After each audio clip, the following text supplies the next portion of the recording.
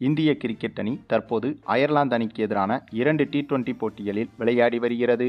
ஏற்கனவே சமீபத்தில்தான் ஆப்கானிஸ்தான் அணிக்கு எதிரான தொடரை விளையாடி முடித்திருந்தது. அந்த தொடரை பொறுத்தவரையில் ஒரு டெஸ்ட் போட்டி மற்றும் 3 ஒருநாள் போட்டிகள் என 2 விதமான தொடரிலும் அனைத்து போட்டிகளிலும் வெற்றி பெற்று டெஸ்ட் தொடரையும் கைப்பற்றி ஒருநாள் தொடரையும் கைப்பற்றி இந்திய அணி ஆப்கானிஸ்தான் அணியை மொத்தமாக வாஷ் அவுட் செய்திருந்தது.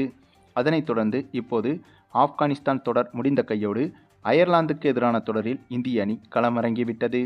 இந்த தொடரில் பெரும்பாலான முக்கிய வீரர்கள் இடம்பெறாமல் ஸ்ரேயஸ் ஐயர் தலைமையிலான இந்திய அணிதான் இந்த அயர்லாந்துக்கு எதிரான T20 தொடரில் களமிறங்கியது. இதில் இந்திய ரசிகர்களுக்கு மிகப்பெரிய கொண்டாட்டமான சர்ப்ரைஸான செய்தி என்னவென்றால், முதல் முறையாக இந்திய சீனியர் அணியில் சூரியவன்சி இடம்பெற்றிருக்கிறார். ஆமாங்க, இந்த அயர்லாந்து தொடரில் சூரியவன்சி இந்திய சீனியர் அணியில் அதிகாரப்பூர்வமாக இடம்பெற்றுவிட்டார். இந்த நிலையில்தான் அப்படிப்பட்ட சூழலில் இந்த அயர்லாந்து தொடர் மீதான எதிர்பார்ப்பு என்பது இந்திய ரசிகர்களுக்கு அதிகமாகவே இருந்தது.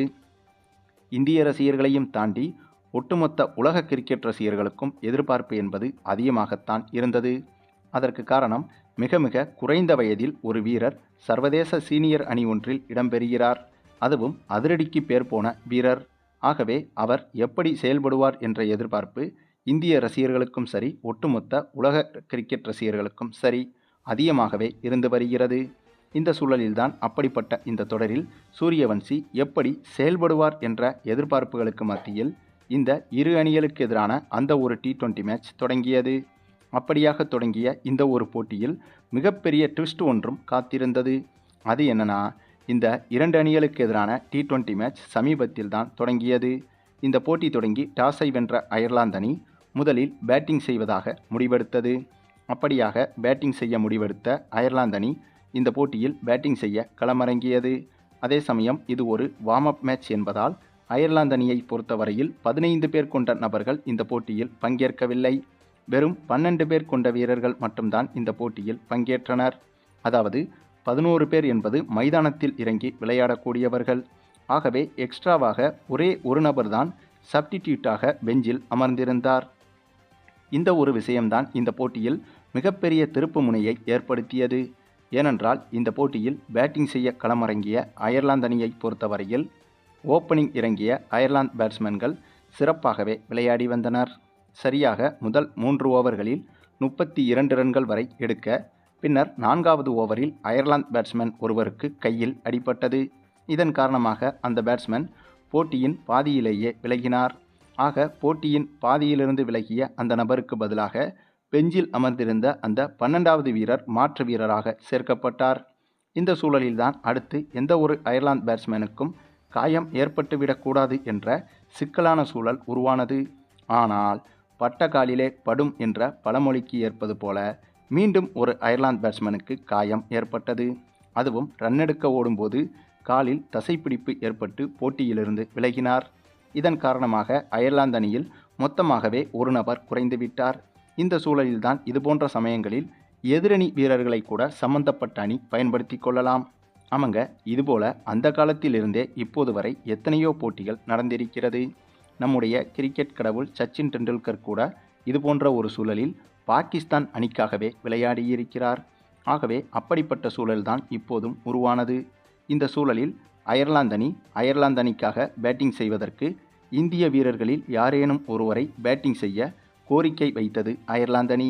அப்போதுதான் யாருமே எதிர்பார்க்காத மிகப்பெரிய ட்விஸ்ட் ஒன்று அரங்கேறியது. ஆமாங்க, இந்த தொடரை இன்னும் சுவாரஸ்யப்படுத்தவும் இந்த தொடருக்கு மிகப்பெரிய விளம்பரமாக அமைவதற்கும் புதிய முயற்சியை ICC கையில் எடுத்தது. அது என்னன்னா, திடீரென சூரியவன்சியை அயர்லாந்து அணிக்காக பேட்டிங் செய்ய இந்திய அணி களமிறக்க ஒப்புக்கொண்டது. இதுதான் ஒட்டுமொத்த கிரிக்கெட் ரசிகர்களுக்கும் பயங்கர சர்ப்ரைஸாக மாறியது. அதுவும் அப்படியாக சூரியவன்சி அயர்லாந்து ஜெர்சியை அணிந்து இந்திய அணிக்கு எதிராக அயர்லாந்து அணிக்காக பேட்டிங் செய்ய களமிறங்க அந்த காட்சியை பார்ப்பதற்கே புல்லரிப்பாக இருந்தது. இந்த சூழலில் சூரியவன்சி எப்படி விளையாடப் போகிறார் என்ற எதிர்பார்ப்பு எகிரியது. ஏனென்றால் இவர் சும்மாவே காட்டுன்னு காட்டுவாப்ல. இதில் இப்படி ஒரு சூழல் வந்தால் என்ன செய்வார் என்ற அந்த ஒரு எதிர்பார்ப்பு என்பது அதிகமானது. அதுவும் அயர்லாந்து ஜெர்சியை அணிந்து கொண்டு பேட்டிங் செய்ய சூரியவன்சி மைதானத்துக்குள் வரும்போது ஒட்டுமொத்த இந்திய வீரர்களும் சூரியவன்சியை கலாய்த்து தள்ளினார்கள்.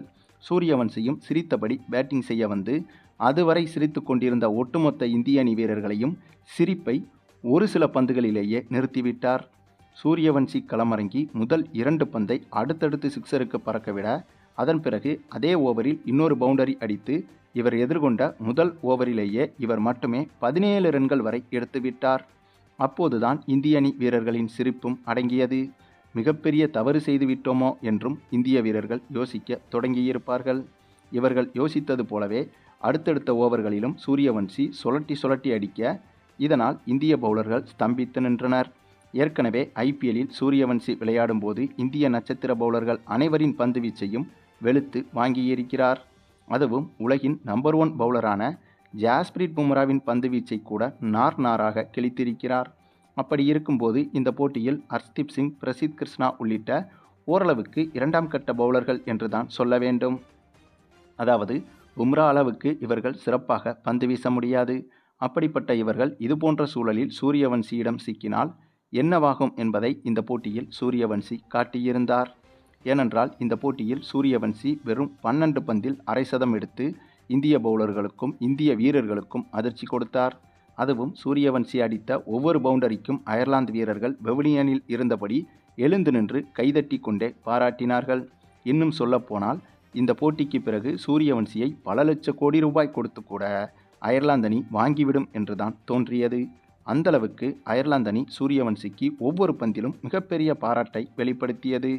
பின்னர் அதிரடியாக விளையாடிய சூரியவன்சி 31 பந்துகளை எதிர்கொண்டு 97 ரன்கள் வரை எடுத்து கொடுத்தார். இன்னும் 3 ரன்கள் எடுத்திருந்தால் சதத்தை கூட எடுத்திருப்பார். ஆனாலும் இவரது அதிரடி என்பது இந்திய அணிக்கு ஏற்கனவே தேவையான டேமேஜை ஏற்படுத்திவிட்டது. ஆமாங்க, அதற்கு காரணம் சூரியவன்சியின் இந்த ஒரு அதிரடியால் அயர்லாந்து அணியின் மற்ற பேட்ஸ்மேன்களும் நிதானமாகவே விளையாடினார்கள். இதனால் 20 ஓவர்கள் முடிவில் 8 விக்கெட் இழப்புக்கு 213 ரன்கள் வரை அயர்லாந்து அணி எடுத்துவிட்டது. பின்னர் இவ்வளவு பெரிய இலக்கை சேசிங் செய்ய களமிறங்கிய இந்திய அணியை பொறுத்தவரையில் நம்முடைய அபிஷேக் சர்மா மட்டுமே ஓரளவுக்கு அதிரடியாக விளையாடி 71 ரன்கள் வரை குவித்திருந்தார். மற்ற இந்திய பேட்ஸ்மேன்கள் பெரும்பாலும் சொற்ப ரன்களில்தான் விக்கெட்டை இழந்தனர். அதற்கு காரணம் அயர்லாந்து அணியின் பந்துவீச்சை இந்த போட்டியில் மிகவும் சாதாரணமாக எடை போட்டுவிட்டனர் இந்திய பேட்ஸ்மேன்கள். அதன் காரணமாக இந்த போட்டியில் இந்திய அணி 202 ரன்கள் மட்டுமே தான் எடுத்திருந்தது. இதனால் கிட்டத்தட்ட 11 ரன்கள் வித்தியாசத்தில் இந்த போட்டியில் அயர்லாந்து அணி வெற்றி பெற்றது. அதுவும் இந்த போட்டியில் அயர்லாந்து அணிக்காக பிளேயர் ஆஃப் த மேட்ச் வாங்கியது சூரியவன்சி தான். ஆக இந்த போட்டி முழுக்க ஒட்டுமொத்த சர்ப்ரைஸாகவே நடந்து முடிந்தது. இனி எத்தனை ஆண்டுகள் கடந்தாலும் இப்படி ஒரு வினோதமான வித்தியாசமான மேட்ச் நடக்குமா என்று கேட்டால் அப்படி நடப்பதற்கு வாய்ப்புகள் மிக மிக குறைவுதான். ஆனாலும் இந்த ஒரு மேட்சை அயர்லாந்து அணியும் மறக்காது, இந்திய அணியும் மறக்காது, ஒட்டுமொத்த சர்வதேச கிரிக்கெட் அணிகளில் எந்த அணியாக இருந்தாலும் மறக்காது. அப்படி ஒரு மறக்க முடியாத சம்பவத்தை இந்த போட்டியில் செய்து காட்டியிருந்தார் சூரியவன்சி. சரி, நீங்கள் சொல்லுங்கள், சூரியவன்சியின் இந்த ஒரு அதிரடி ஆட்டத்தை பற்றி நீங்கள் என்ன நினைக்கிறீங்கன்னு உங்களுடைய கருத்துக்களையும் கமெண்டில் தெரிவிங்க.